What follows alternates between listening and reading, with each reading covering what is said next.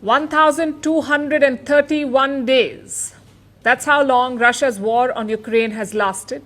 At this point, we've seen it all. Hypersonic missiles, sneak attacks, failed talks, even grinding trench warfare.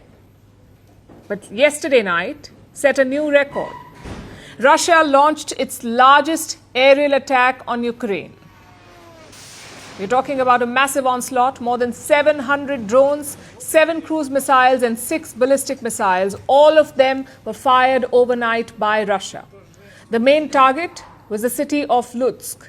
It is located in western Ukraine, so it's very far from the front lines. Once the attack began, Ukraine's air defenses were activated. They managed to take down the projectiles. Ukraine says 718 drones were shot down. So were 7 out of 13 missiles. They were shot down by Ukraine. Kiev confirmed hits in 4 different locations. They reported falling debris in 14 others. Take a look at the aftermath.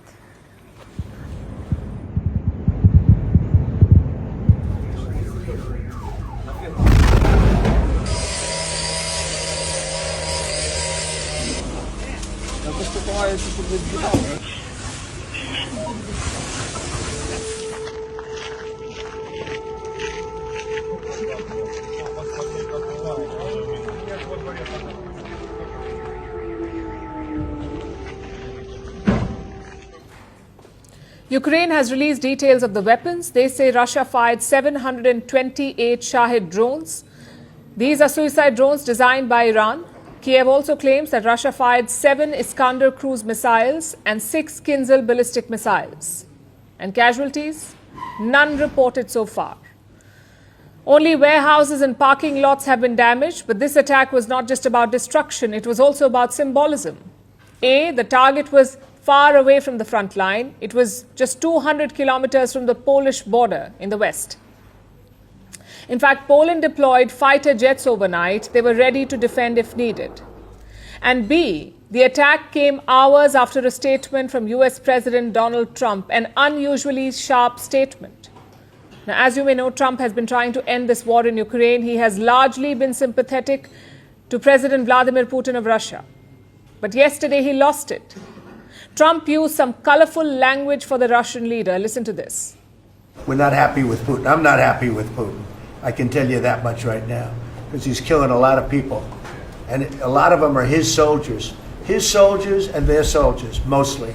We get a lot of bull thrown at us by Putin, for you want to know the truth. He's very nice all the time, but it turns out to be meaningless.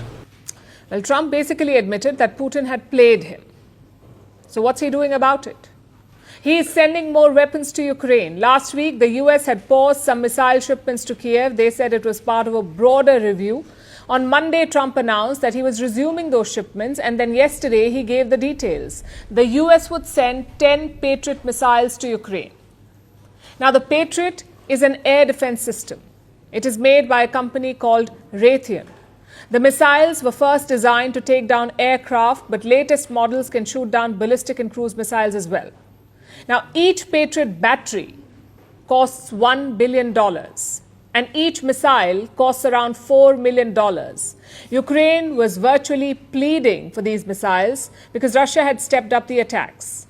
Last week, they launched a similar aerial barrage. Some 500 drones and missiles were fired at Ukraine, so Kiev was desperate for more air defenses. Yesterday, Trump gave in, but clearly Putin did not like that, which is why he launched this latest attack within hours. For Zelensky, this is a small opportunity. Let me quote from his statement.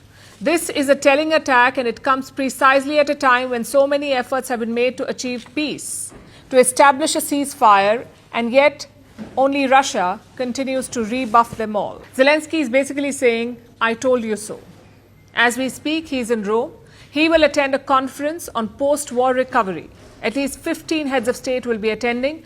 Some top corporate executives will also be present. Zelensky is slated to meet Italy's Prime Minister Giorgia Meloni. He will also meet Pope Leo at the Vatican. Like I said, this is an opportunity for Zelensky. He is losing on the battlefield. His best bet is to win over Donald Trump. Until now, that looked like an impossible mission. But now Trump is toughening his stance. The question is, how far will the US president go? A new report says he was willing to go very far. Here's what it says. Last year, Trump was talking to his donors about Putin. He recounted a conversation he had with the Russian president. Apparently, Trump warned Putin against invading Ukraine, and he threatened to bomb Moscow if he did. Now, we cannot verify this report. Even the Kremlin has refused to confirm or deny it, but it's on brand for Donald Trump. So as things stand, he could go either way. Yes, he is losing patience with Russia, but 10 Patriot missiles won't turn the tide of this war. Experts say its impact will be negligible. And if Trump approves larger shipments, he will face internal pressure. Because remember, Donald Trump campaigned on ending the war in Ukraine. He railed against Joe Biden's military support. It was a core part of his campaign. So if he makes a U-turn, he will face backlash.